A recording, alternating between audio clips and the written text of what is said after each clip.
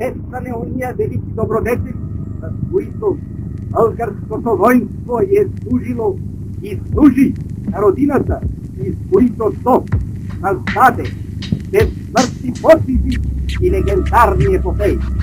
Той е един много талантлив политик в много отношения.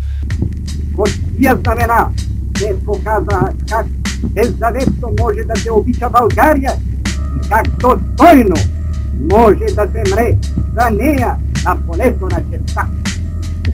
За новите офицери най-голямата чест беше да минат церемониален марш пред тяхния цар, върховният вожд на българската войска, и да го изпратят с нашето ура!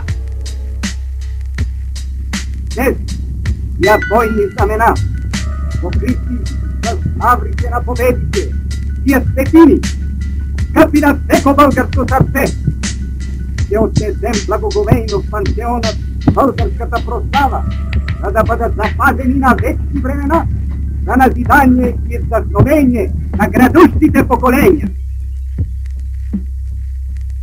Семената са пръснати надвъж и само да цъфнат веднъж ще бъдат насъскани, откъснати от късния дъжд. Когато покълнат дикълват лешоядите, викаш къш, къш, а после кръш, къш, превръщаш се в мъж. Прибираш се вкъщи, гримираш се с пръсти, кажи ми един или същ ли си? И всъщност какъв си ти, знаеш ли, или си търсиш наръчници? После пано, но сигурно стигаш до тъмното минало и се издигаш, но падаш от билото, то те убил, но не и спусъка зад пръста ти.